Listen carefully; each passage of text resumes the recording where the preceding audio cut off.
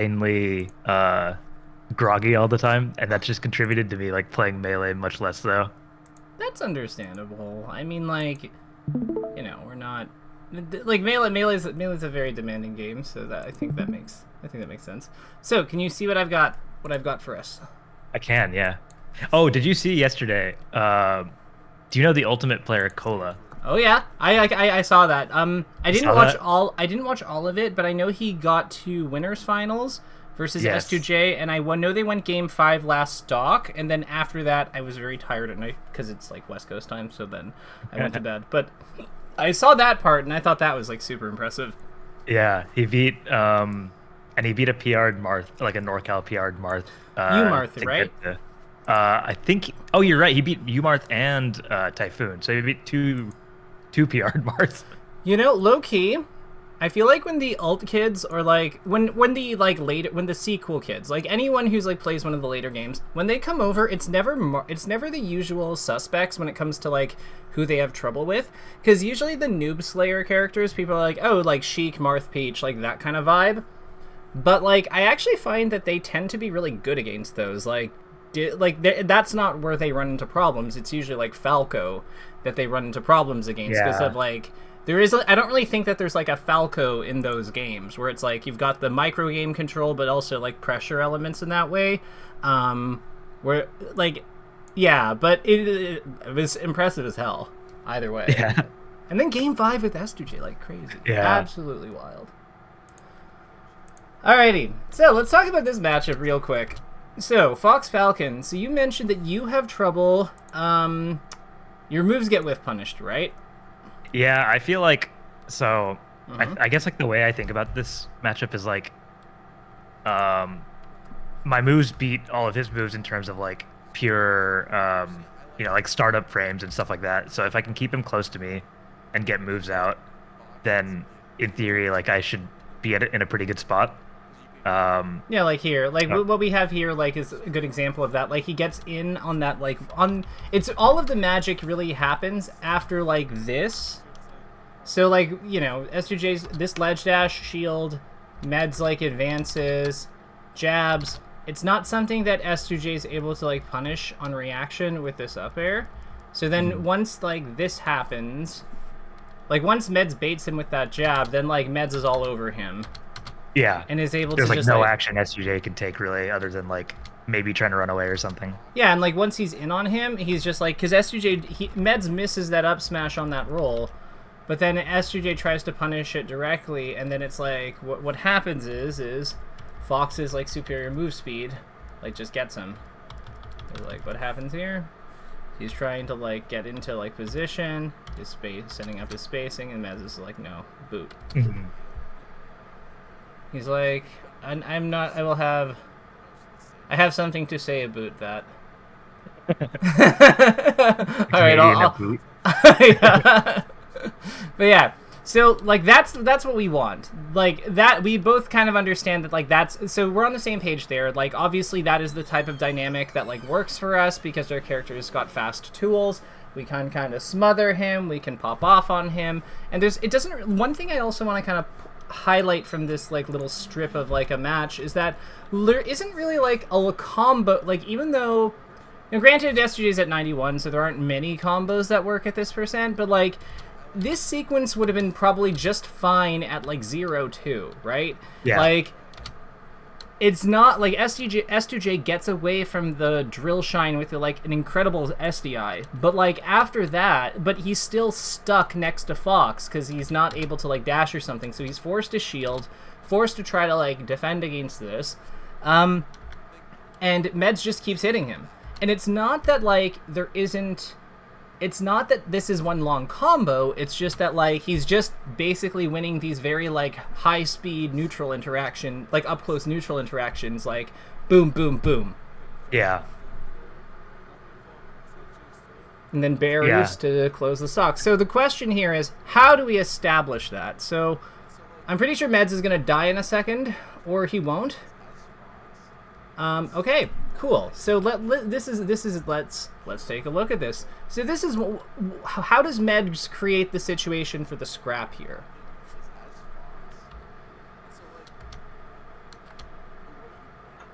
Like, what do you see here? Oh, so I guess like once the Falcon like whiffed the move, he just like instantly went for the drill on him. Yeah. Yeah, so whiff snare, and then Falcon kind of just in the blender in terms of like, uh, yeah, I guess like, okay, this is the kind of situation where I guess I was thinking about when I was like saying like, I feel like stuff like this happens where I'm like, maybe I'm just trying to wall like way too close, but I feel like maybe I play in like the meds range and I think, okay, there's no way they're just gonna like keep dash dancing in place, and like I'll put out an up tilt because I feel like it's safe enough, but it just turns out they can run in and grab me. Well, was this up tilt unsafe? Uh, He's actionable. He could shine here. oh, you're right. He could also Okay. he could like dash away. He could like back air. He could up tilt again. Like I'm not convinced that like it meds like if the thing here is S2J has not started his grab yet because he's like baiting. So I actually disagree with the shield here by Meds' side. I get why he does it. Like he's at 106. Everything that Falcon does kills you. Like I get it, but Yeah. in my opinion, the better play here is honestly like a second up tilt, back air. Yeah. Like I wanna keep pushing buttons. Yeah. Cause like the thing is like S2J hasn't even started his grab. Like when does S2J start his grab? Let's find that out. So we're looking for jump squat. Oh, he even gets a dash. Okay, yeah.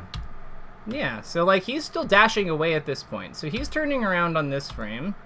So I could believe that this is the first. Wait, no, because we know this is the first frame that he's entered jump squat. Yeah. So So he's already got a shield out. right. So this means if they like with what we know about how long grabs are, which are on 7. So after this, because then he goes into. Now this is his first great frame of like starting the grab up. So he was in jump squat for 2 frames. It's fine. It means he was like 1 frame off of perfection. It's all good. Doesn't matter. Everyone's like 1 and 2 are not that different here. But what I want to point out though is that this means that this grab is effectively hitting from that starting point with jump squat. This grab is taking 9 frames to come out. If Meds puts out a back air hits on 7, assuming we do it perfectly. Up tilt hits on 5. Shine hits on 1. Spot dodge is intangible on 2, but assuming we buffer it, 3. Like all of these things will address this grab. Yeah, he actually had way more. What do you call it? Like, I thought he was like pretty close to SUJ, and that I guess like he had a lot of things he could do. Yeah. So the nightmare moves. The nightmare move for Captain Falcon, in my opinion, like not really nowadays, but like back in the day, it was like Sheik's forward tilt, Fox's up tilt, and Falco's up tilt, because they just have this like gigantic ass hitbox that like kills him if he runs into it at the wrong time.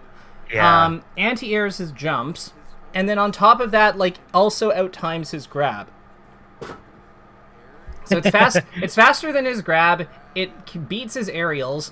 Like this is hell. So I'm not saying that like you can just up tilt this character and like win. Like not at all. Because again, he's still like a micro game monster with the best, who's good at the best movement forms in the game. But what I am going to point out is that like having a very all-purpose combat tool like that is just that just requires him to like kind of like act with a certain amount of precision and care is really good. The other thing I want to point out is like look at how like Meds is not worried about like a combo here.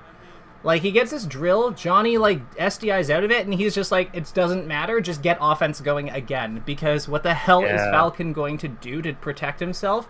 Like if I'm even just +2 or 3 here on that drill, like I'm not gonna combo off it, I get that, but like even if we're like even-ish or I'm slightly ahead, what the hell does he do about my nair if I come in with it? Yeah, you're right. Yeah. So like hitting like go like whole I know I say this a lot, and like sometimes people are like, there's no way you mean like you can mean it that much, but this really is a case where it's like just hold 6, hold W, go. Like go. Like he can't do anything. Also, look at the combo here. Like, so he messes up the edge guard, like he accidentally Yeah. turning winners. But like this style of combo where it's just like, so let's actually play it from the beginning. So he gets this drill, boom, That drill boom, hit far. and then she hits the down tilt into the shine. I feel like a lot of people go for a launcher there, and they're really unhappy. Like, they go for, like, damage, and they're really unhappy. The shine puts Falcon over here. Like, what the hell does Falcon do about this? Yeah, I like that because it feels like it's just really hard for him to get back to, like, I don't know, it just puts him in the edge guard scenario, which I feel like I'm way happier with than yeah, just going for damage. Yeah, no, if he ledge hop back, like ledge hops the way he wants to here, this air dodge does nothing. Exactly, yeah. Like, he just gets the falling back air on it, jumps off and shines him after. Like, he gets the falling back air. Like, ledge hop, like, and is falling with the back air. So he's then, like, super actionable during S2J's hit trajectory. He just jumps off and shines him off stage. Like, S2J's dead. Yeah. Like, it's such a perfect checkmate. Now, let's look at the ledge pressure the pressure situation, because I find that this spot is, like, something that people struggle with sometimes. Yes. And look what he does. Frickin' overshoot nair. Or, like, sort of like kind of almost an overshoot, but not quite. It's like a very mild it's like an undershoot, but it's like a deep undershoot. It's weird. But like, it's just taking away a lot of the stage, I feel like, even though it's not like a super overshoot, I guess. yeah, because he's like attacking here, and this is where S2J is like the front. Like, this is kind of like slightly behind the front of his dash dance. But like, the thing is, this is actually where frames are actually kind of useful. So you've probably noticed that what aerials do you get grabbed for the most? Which aerials do you get dash dance grabbed for the most? Dash dance grab definitely nair.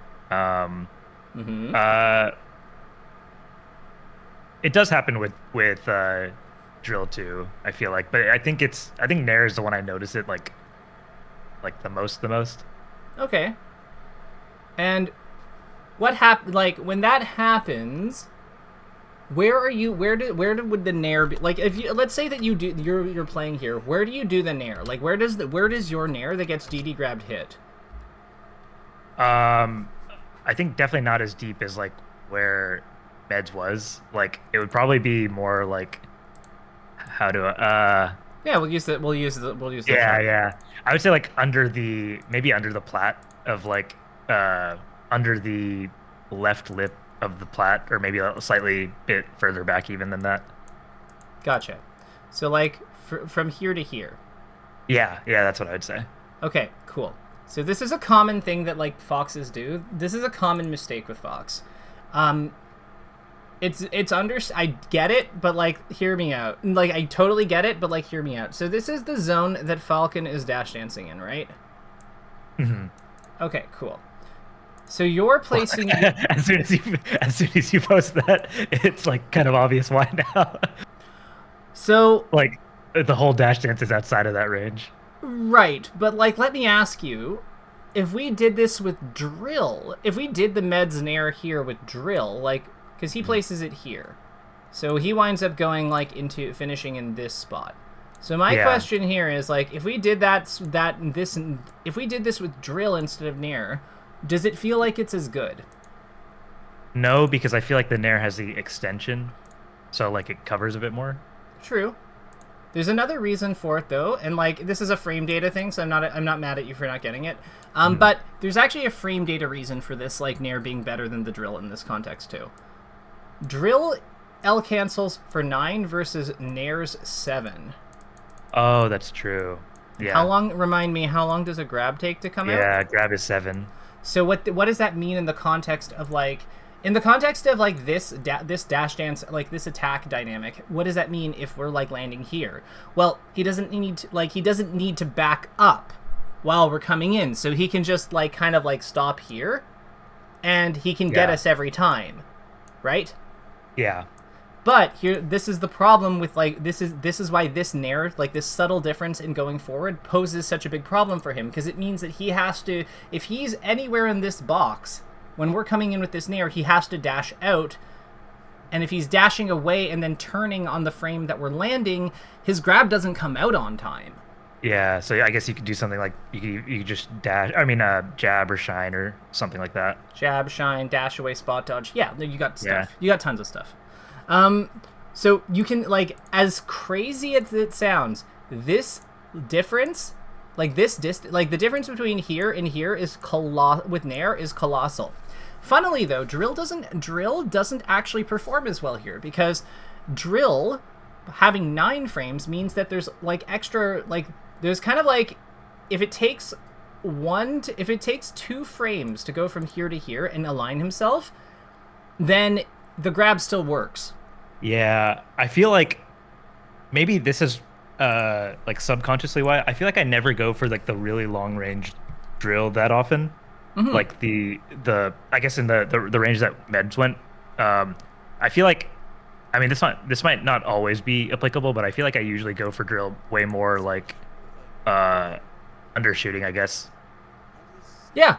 No, that makes perfect sense. The other thing I'd comment though is that like Nair is like a pretty good undershoot. Like look at how like look at these. Like it's not straightforward how S2J needs to like deal with this. Like look, Meds got his action out before, like granted he got clipped by Falcon's like dash range, but like he absolutely was actionable before Falcon was able to grab him. He's actionable here. Frame? Yeah. Yep.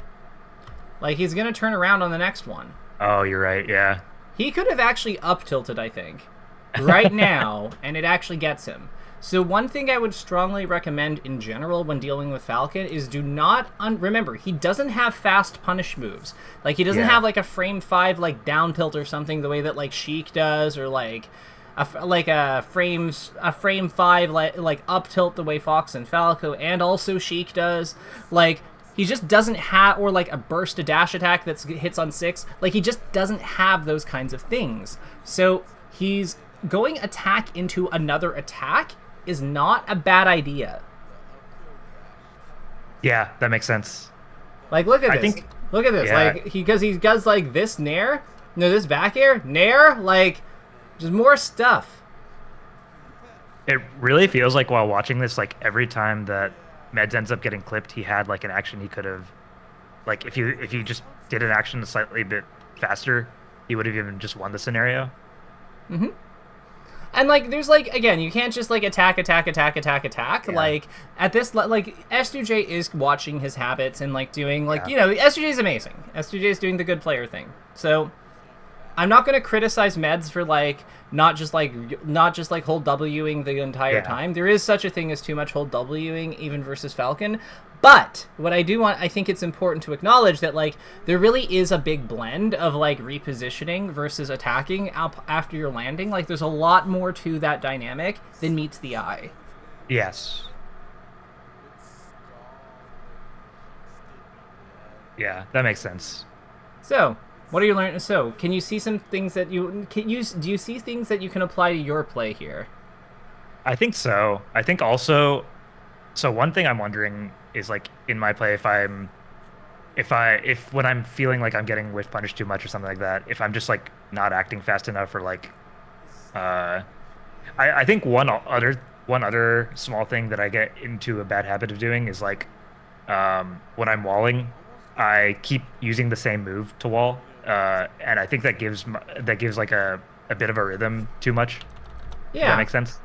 Yeah, absolutely. So let's take a look at how Meds does it here, because like there's a bit of walling that happens on this interaction. So like he's lost the combo. We've got Nair, back air, dash away. So like again, we have like full hop drill. He goes for he goes for shield because he has to. But like there is a variety. If there's one thing I wish I saw a little bit more of, it would be more up tilts. Mm-hmm. I think more up tilts would definitely be good. I think like the odd up smash, like if you're doing like, if you see Falcon like in the air or can react to a jump somehow, like react to a jump, I think those can be good. I think that was supposed to be an up tilt. That makes way more sense as an up tilt. I think so. Yeah. But like, I think the point here is that we can see that there's a variety in what he's doing. So I guess what I want to know is, you're saying you don't have this variety. Is it that you think that you're doing the best move for the job every time, or is it that you're not sure where the other tools fit in, or like what do you think? What do you think happens there? I think. What is it? I do feel like sometimes when I'm like keeping up tilt set, I'm like, okay, well, this is probably the best move that I could use in this situation.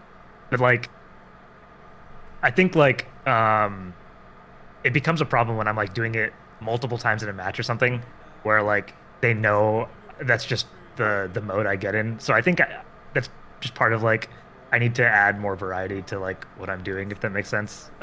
Maybe it might make sense to think about what the pros and like I haven't actually seen him up tilt all that much. I actually think up Yeah, tilt's a little more conditional. Like I think up tilt is good, but it is a little like more. It's not.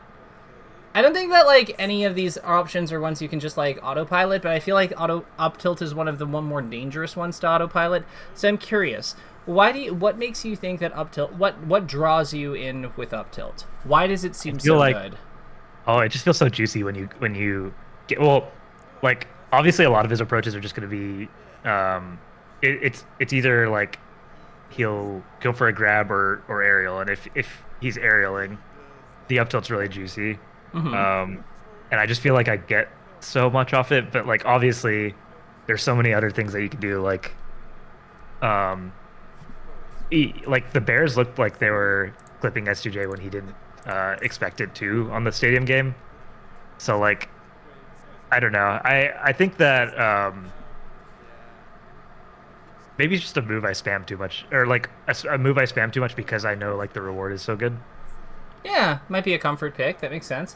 So what are the pros and what would you say the pros and cons of like so we've kind of identified three kind of go-to plays. Like there's nair, you've got back air, you've got up tilt. Those seem to be things that come up quite a bit here. So my question here would be, what do you think the pros and cons of each of them are? Well, for pros of up tilt, it's like a huge launcher. Yep, powerful, like high impact, we'll say. Yeah.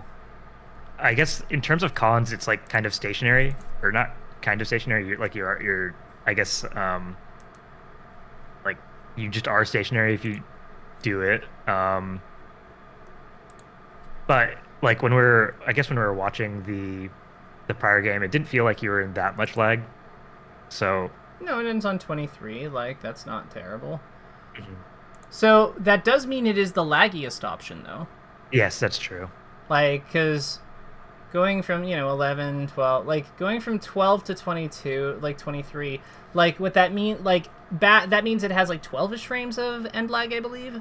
But Nair has 7 and back air Yeah. is 10.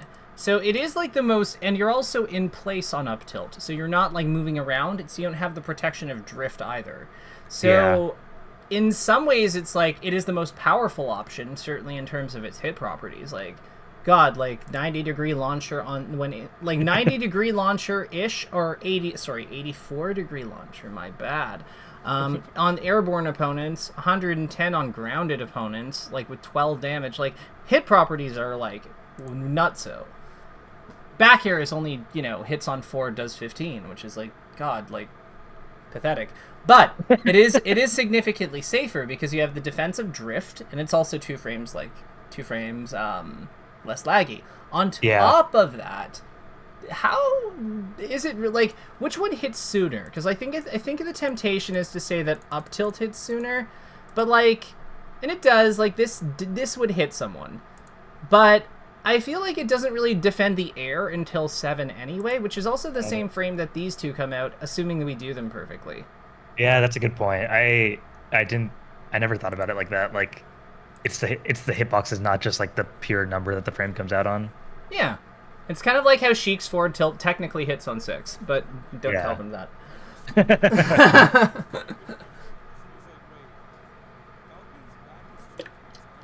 Okay, so I'm definitely thinking more variety, and also like when I'm in, like, yeah, press W. That stuff makes sense. Yeah, I also think that there's something to be said for like, let's look at like, so Meds is down 60 damage in this, and he basically takes the stock off one opening. So like, Yeah. let's dissect how he does this. So let's see what starts this. So Johnny, like, one thing I love about this, when Falcon's in the air like this, I really like how he positioned this drill. So, like, let's, like, watch this, like, work of art. So, this is going on, we're gonna slow this down a little bit. Because, like, so look at how this works. So he kind of, like, allows Falcon to do the auto-cancel land thing because of his high fall speed from, like, while the drift... Like, you know how people try to, like, go to the ground during drill? Yes. So then, like... But the thing is, while that works, it doesn't work if Fox falls on his opponent with additional hits of drill right after they land. Yes. So that is and this is more the fast fallers are significantly more susceptible to this. But any mid faller or like semi fast faller around like this height will probably get caught by that if you're like doing the many hits of the drill. So that's how he gets us started. So that's really, really clever. And you get how that works, right? I think so. Like in terms of like mechanically. Yeah. Like he's basically like a little bit off the ground. Like this would be the like this is the frame that like that S2J lands, and then because Med still has more drill hits coming, he then gets hit by the next one out of the auto cancel. Yes. Cool. That is also very good counterplay in general to like the just jump into drill stuff. You can just like not fast fall or go longer. So then from that position, he gets this, like, Wave Shine Up Smash. I think this is, like, pretty standard. I don't really have anything to say about that. But let's look at what comes next. So he gets to the tech chase, realizes he's late, because Falcon's kind of chunky, and I don't think he has a great reaction here. But he gets out of there. Like, what do you think about the choice to dash dance there? I actually think I've kind of gotten in the habit of doing this myself, because, like, when I'm... First of all, like, I feel like Falcon is... Or I feel like... I got in the habit of this because, like, I would be late on acting out of, like, throws and stuff like that from Falcon just because he's, like, heavier, I guess. Mm-hmm. But whenever I come to, like, a down Falcon, I already kind of am not amazing with, like, dashing out of crouch. I just, like, immediately dash dance out and try and come back in because I feel like they go for this a lot. The other thing I'd comment here is if you're proactively dash dancing, like, you're not doing it in response to this, that's still basically fine because he's in the corner anyway. Like... Yeah. If you go here, then like he gets up, you're covering it. He rolls here, you're covering it. He attacks, you're covering it. He rolls in, you're covering it. Like it's fine. Yeah, that's true. And he's like not like Fox. He doesn't have shine or something. Even on Fox, I would still argue that like the dash dance there, if you're opting for a dash dance RTC setup on no tech instead of crouch RTC setup on no tech, I would still say the dash dance is perfectly fine. I would.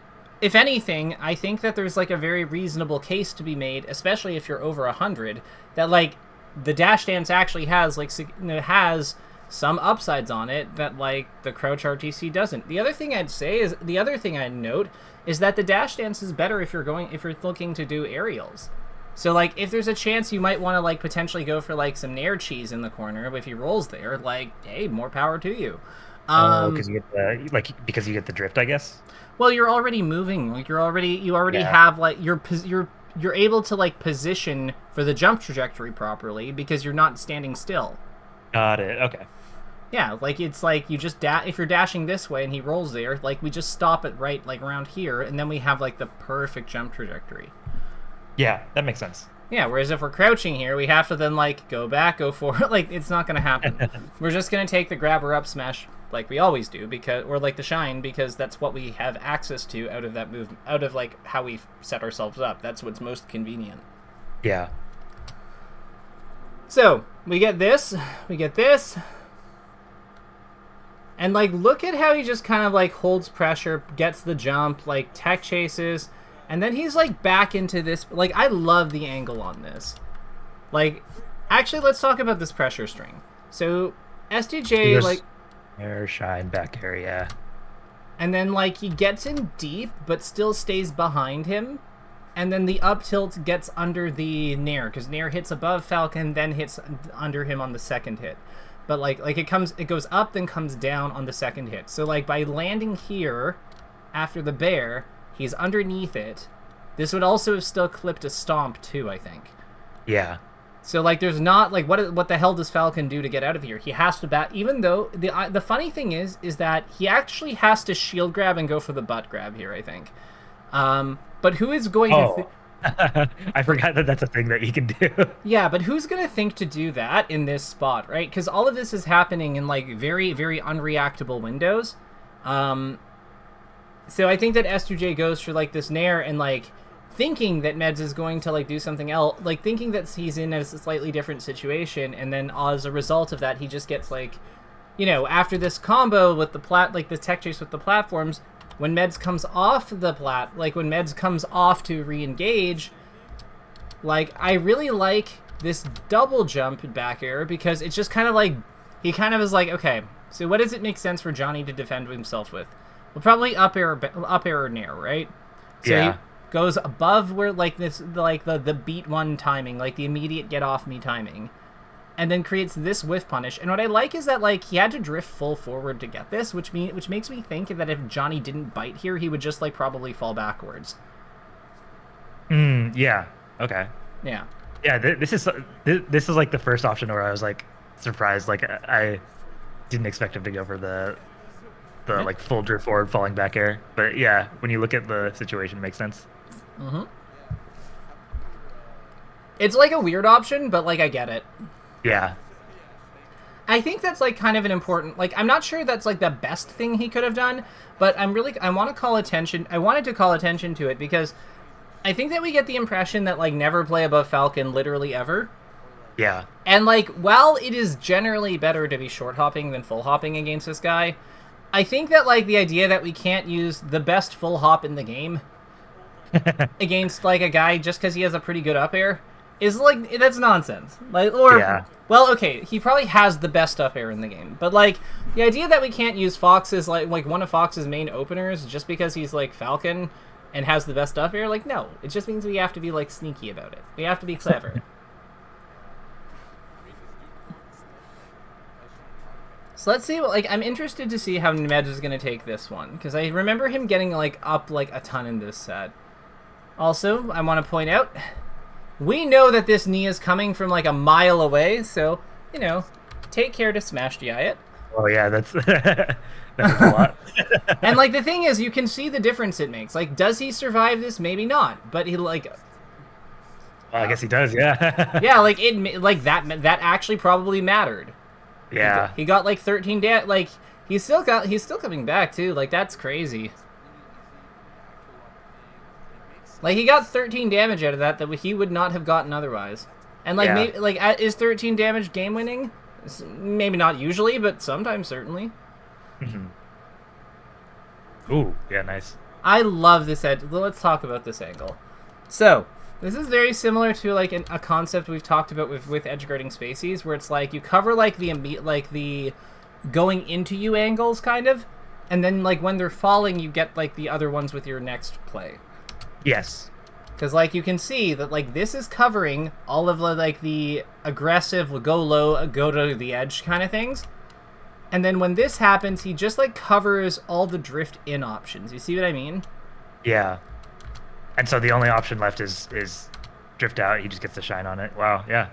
So it's like there's kind of like you're kind of got like an umbrella that you're making sort of with your attack.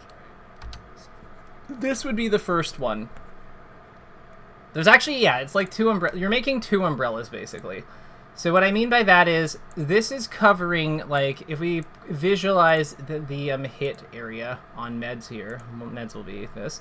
So he's kind of like going from here and covering like this space. Do you see what I mean? Yes. Yeah, so like this is like being cut off by this back air. So then Johnny has to move around it. So this is the first part. So then on the next play, what happens is, so this would all be under like one, umbrella one.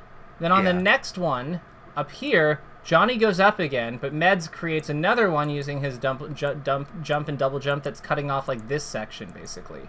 Yeah. So then Johnny is forced to like go from here, kind of come up, and then pull back like this, right? Yeah. And then Meds correctly just says, yes, you are dead, because he falls here. And then that was checkmate, basically. Yeah, there was nothing he could do except for him to survive this, he has to actually take the back air. Yeah, I guess so. Yeah, that would have been, and then he's just put into another cycle. Yeah, but like he's not dead, so Yeah. he has to, like, I would honestly, because he's at 59, this is a thing I on that I kind of that this is kind of a personal peeve of mine. If we can pause for a moment, Mhm. I have a peeve of where people will be at like mid% and they get so greedy about trying to like take the best recovery outcome possible, I like grabbing the edge or like getting on stage perfectly. Like, God, just take the hit. I agree with that, and also I've noticed this a lot, like with like really good Fox players. I noticed that like there are times when they're at like 15% and they just go for Firefox to ledge when they're like in a weird situation. And I've always kind of I'm sure that like there's experience guiding that, but like from like an EV perspective, I've always found that kind of weird because it's uh like you're not gonna die from going onto stage, but like you actually can die from getting ledge hogged. So I don't know. I'm sure there's like much more to it, and like people are thinking about habits and stuff like that. But that happens a lot in tourney, I feel like, and I just it just feels weird to me. Know who are the worst with this? I know Sheik. Hacks does it a lot. Sheik Oh, you're gonna talk about. players. Oh yeah. Chic players. Oh my god. Like, there isn't it like, oh my god, they're so greedy. They'll be at like 12. And they'll like, what are you doing? Actually, that exact situation happened in a game I was playing it like 2 days ago so, with a Sheik player. Yeah. Just, like, I know it sucks to get, like, air wobbled for, like, 50 damage. Like, I get it, but, like, dying sucks. Like, no, it sucks even harder not having that stock. Like, Exactly. it's unreal. I'm like, oh, the greed. I raised you better than this. It's All Sheik fine. players are your children. No, I don't claim all of them. But yeah, it's just like, oh my goodness. Anywhoozy.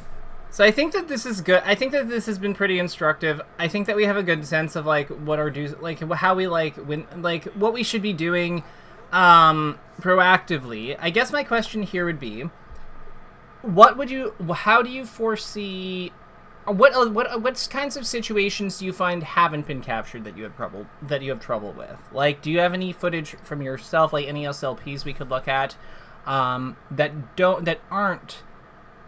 don't conform to these kinds of situations, or like these strategies that we've kind of like things that aren't touched by like the stuff we've gone over, basically. So I can look for SLPs. I don't have anything in mind at the exact moment, but I did one thing that I was gonna actually I guess two things that I would ask about are I guess like more basic things, and like maybe not maybe the pro VODs wouldn't be the situation to talk about this, but like I think one thing is I'm not sure what I should always or I guess like in terms of what moves Falcon can use on shield, I'm not 100% sure what I should be doing for like the high hit stun moves where uh it feels like they're big commitments, but then what I realize that like when I try practicing punishing them out of shield, I don't actually get to. It feels like I have to get like a one frame link to even like get a shine on them or something. So is when Falcon hits you with like a strong move like knee or like a smash attack, is it generally just best to reset? So I would save on smash attacks. Like, here, let's actually use Uncle Punch for this, because I think that Uncle Punch will do a better job of like communicating this than I will. Mhm. So you can see Uncle Punch, right? Yep. Okay, great. So let's do reversal training. Sure. Oh, he's Captain Doug. Okay, let's have him do knee on my shield. So he's -2. That wasn't even perfect, and he's still -2. There is no universe in which I am ever punishing this out of shield. Yeah. Okay, that makes sense. Yeah, like his fair can actually be plus on block if he does it perfectly low. Oh, really? Like, it's unlikely, but, like, that, you saw how high that was, and he was still, Yeah. like, -5. Like, I can't shield grab that. I can't up smash that. If he's too far to shine, I can't do that. Like, it's never, like, just don't. Okay. Hold block, roll, spot dodge, whatever, but, like, don't. We are not contesting that. We are not Okay. contesting that unless we are reading that he is doing something contestable after the knee. Yeah. But an out of shield action on that is always a read. In terms of the other stuff, like smash attacks, it's just like, he's like incredibly punishable. It's just like the timing's weird because of like how, it's just the timing's It's weird. like its stun is like so much. Okay. Oh, you gotta wait. You gotta wave dash up smash. Oh, wow. Okay, maybe. Okay, wow. I'm not even doing these perfectly either, right? Yeah. Like, Okay, that is super punishable. yeah. Is up smash 7? Yeah, he's negative, so yeah, he's -32. Our wave dash takes 13 if perfect, and our up smash hits on 7. So we have 12 frames of like leniency Oh, that is here. a ton. Yeah, okay. This one, That like, down smash is the one where I feel like it's so laggy, but like I feel like I can never get anything on it. it's only -16. So it's not laggy at all. Or it's not that laggy, I guess. Yeah. Yeah, it isn't. It objectively isn't.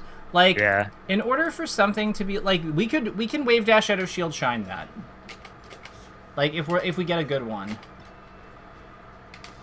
So it has to be like it's like a 3 frame or 2 or 3 frame window. Yeah. You have, yeah, it hits on 13, so you could do on 14, 15, 16. It's 3 frames of leniency. Okay, that makes sense. So I would say on down smash and knee, it's just not like down smash. I feel like we're not going to be trained on that timing. So as you get better, maybe go for it if you're feeling feisty. But like typically speaking, I just wouldn't bother. Knee, unless we are reading that he's going to do something punishable. Like for instance, if he goes for knee into knee, you could definitely up smash between those two knees. But Yeah. but that is a read. That is not. Yeah. That's not because the first knee was unsafe. It's because the second knee is slow. Yeah. So that's, and I think that distinction, like holding that distinction, being able to like work within those parameters is very important because we need to understand what part of the system is has the actual problem, and it's not that the knee. It's not with the first knee. It's with like it's not with the first knee. That's not the part of the process we're attacking. Yeah. Okay, that totally makes sense. Yeah. I would say that, so, I don't know who decided this, but at some point I got, like, people started telling me that, like, Captain Falcon, like, part of how you beat Captain Falcon is by blocking his aerials. And I was like, what? Like, I think I know why that was said to you, and I think it was like a misconstrued. So one of the early lessons or like one of the early pieces of like melee content that I watched when I was getting back into the game was a fiction VOD where he's talking to a player in Fox Falcon, and he tells the player every aerial that Falcon does is reactable with a shield. So I think that piece of like knowledge has turned into you should be shielding everything he does, if that makes sense, even though it's like not at all the same thing that was being said. interesting. So I actually have a slightly different take. I think we should be crouch canceling, or like ASDI downing everything he does, Yeah. because the cool thing. So something neat. I'll actually be Falcon for this. Yeah, and we'll need Fox. Cool. Let's make Fox do no smash DI, and we'll give him this DI. So, at what % do you think my Nair will knock him over? I know for Nair 1 it's pretty high, isn't it? Oh, I didn't know it was this high. Oh, no. I'm trying to knock him down with Nair 2. Okay. But you see, like, there's going to be a problem. Because the Nair 2... Oh. the Nair 2 is going to hit him when it hit his shield, right? So if we're like ASDI down blocking whenever we're like attacking him, it's never going to work. Do you see what I mean? Yeah. Because I do think I need to get in the habit of actually like going for the ASDI down on Nairs. I don't feel like I do it enough. Mm-hmm. Now, granted, he's not holding his shield for very long, so like, but we can totally see that he would be able to block the second one. Yeah. So my point is, Nair 2 is very deniable, and then that means that like we can also, so his fastest neutral options like his Nair and jab don't work on this. Like none of this like ASDI down block beats both of them. Yeah. So I would say we want to be ASDIing down because if we're ASDIing down effectively, he has to do crap like this.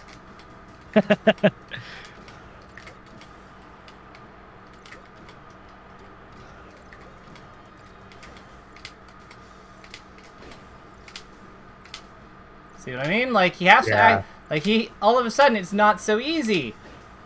And even then, like, this is, like, his fast, quotes, moves are still, like, it's still kind of okay to ASDI down, block again, like, ASDI down block, like, into LR input, because that still allows us to do stuff like this. The arms attack and stuff, yeah.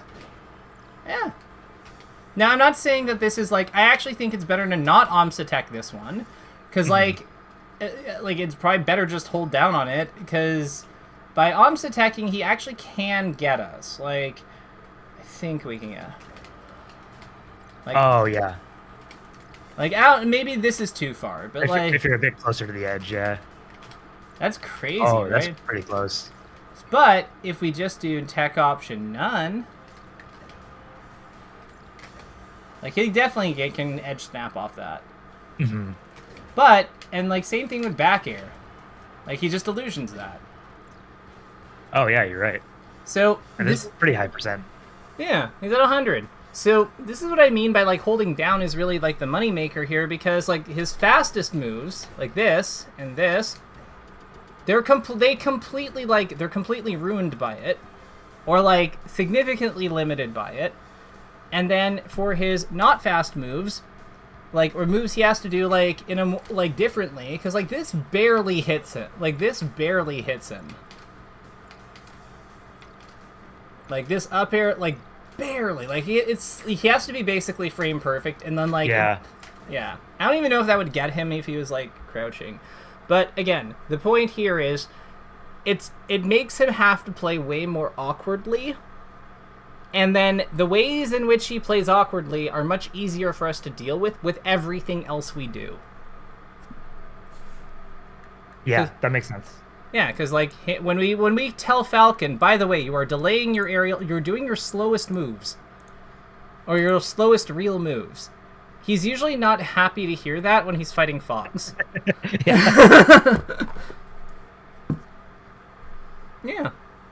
So I get the and the funny thing is I'm now realizing there is a component of shielding in here because we are using like ASDI down into block because it's good versus Gentleman, it's good versus Nair 2. It also like so there is a component of that, but against things like his knee and stuff, I would honestly say like the real utility of this ASDI down thing is like we just keep doing moves like, you know, we do our like up tilt, we do our jab, we do our like whatever. Or even just when landing from an air, like when we're, like we go up for a Nair, upon landing, we hold that input. Because we want to be doing those fast attacks, and then doing the ASDI down stuff in the cooldown of them. So like the L cancel lag during an aerial, the end lag of like a jab or like an up tilt or whatever. Because we want to be using our faster attacks to shut down his knee. To shut down his knee, to shut down his stomp, to make it hard for him to go for, like, falling up air. Like, that's really how you turn his offense off. Yeah, that makes sense. Yeah, and you can see, like, because what he'll do is, like, because Fox's attacks hit in specific spots, what he'll do is, like, if his, like, Fox's up tilt won't hit me from here, right? Mm-hmm. But my up air will. So, like, this is one of the this is, I think, something that probably happens to you sometimes when you're going for up tilts. Like, you're going for them, and then, like, they just, like, somehow just dodge it magically. So I think a lot, instead of, because I feel like a lot of people at my level aren't using the falling up air that much. I think they go for the, like, way to beat and then side B. So this would actually be a good argument for back air. Yeah, it would. Because you can, like, it's out for, like, this entire startup time. Yeah. Right? So, like, it's out for the entire startup time, and then kabloom, like, kablamo. You're so much more equipped to be able to, like, deal with, like, if Falcon's going for side B here, like, and you're Fox, like, I'll just take control of him for a second.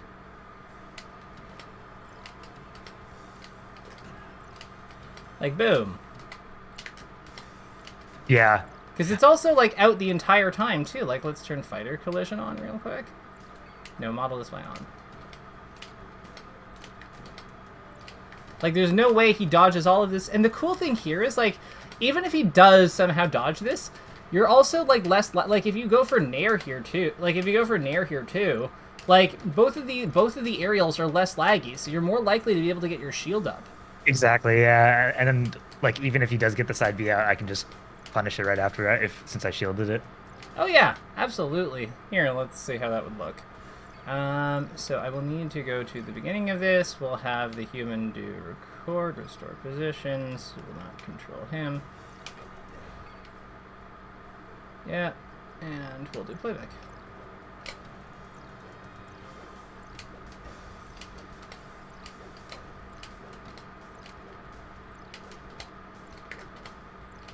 Yeah.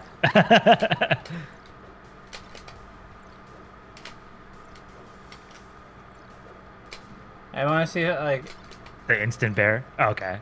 Yeah, I'm not technical enough to do that, and I can accept that. But I think that the point is, like, and what we can see here is that, like, the aerials have an important utility of attacking a bigger spot, being less laggy, allowing you to move and control your character while doing, like, drift and adjust your positioning while doing them, and they cover different they cover different spaces more effectively.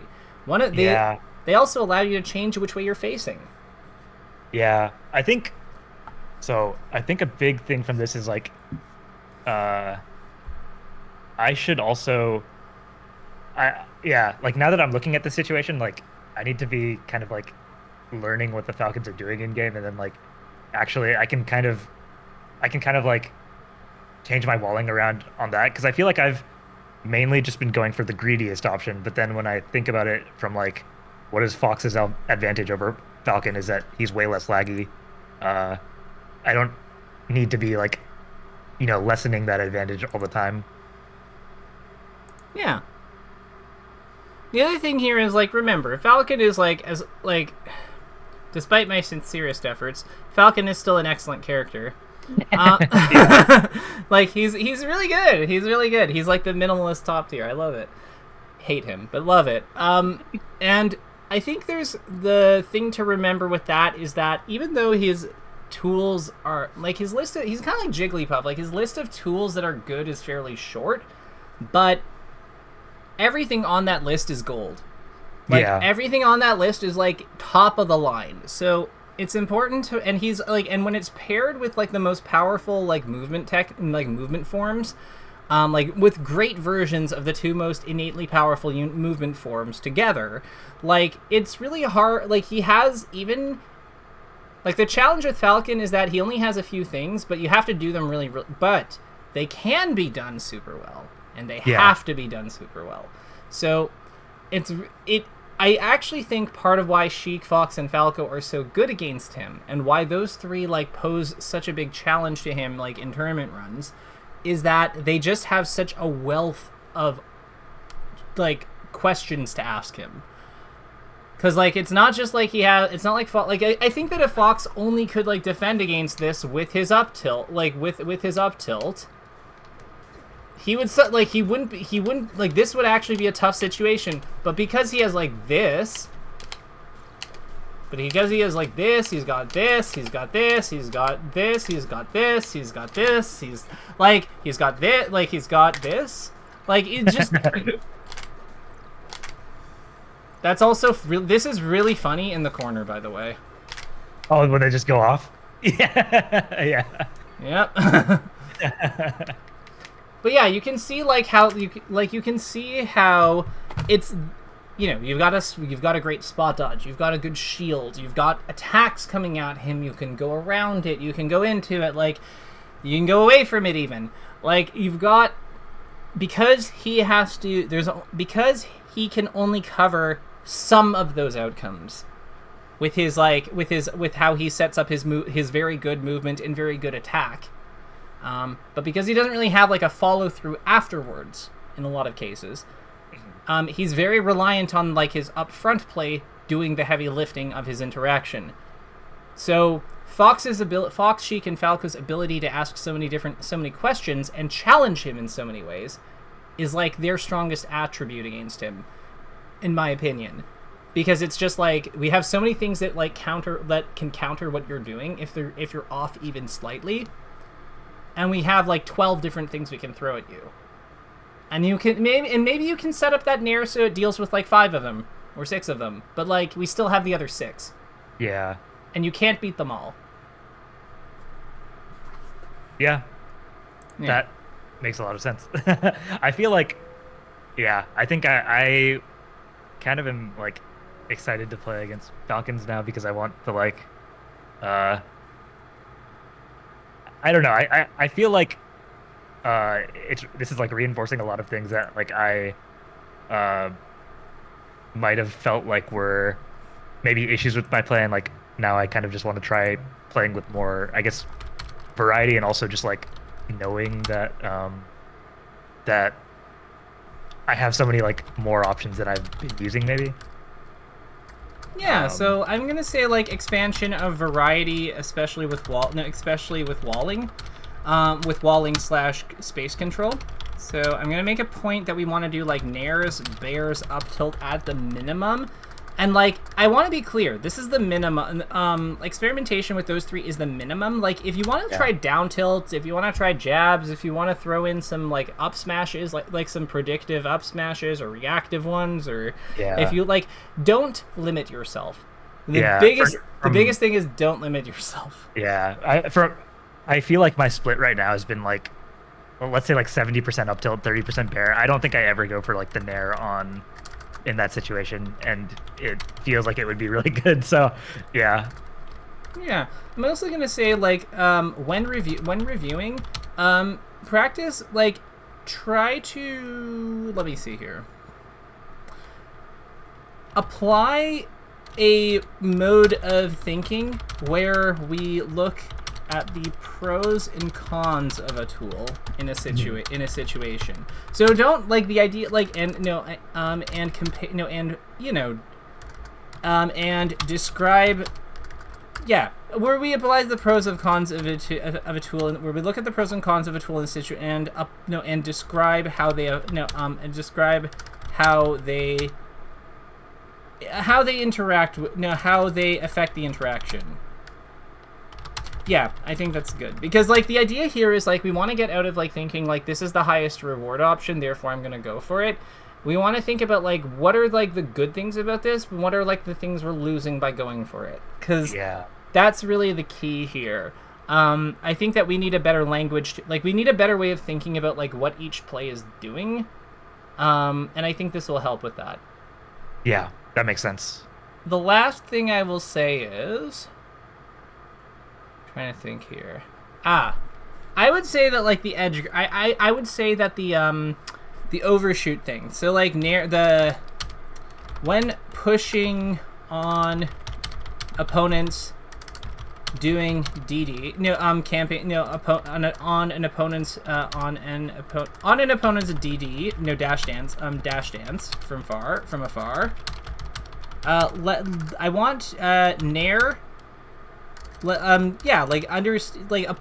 the nair, like the further nair, like the further nair in the diagram, with the understanding of how the opponent must have the grab started at the time of our landing. No, on the first. No, on the frame we land. In order to truly punish it.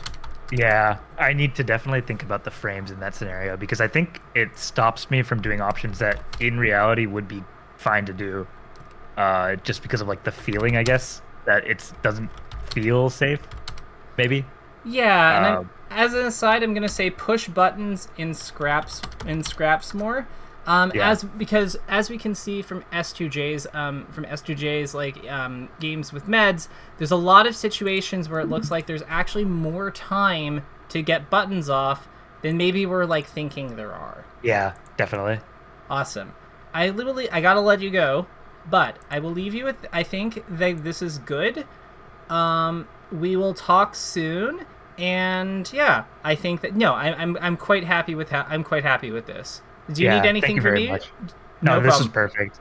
Next time I think my hand will be better, so we can definitely do a playing lesson next time. If they're not better, they're not better. But like, yeah, like I hope I obviously want you to try these, but yeah, like so, but don't stress on it, and yeah, happy recovery, okay? Thank you so much, KK. All right, later, Harsha. Bye. Have a good one.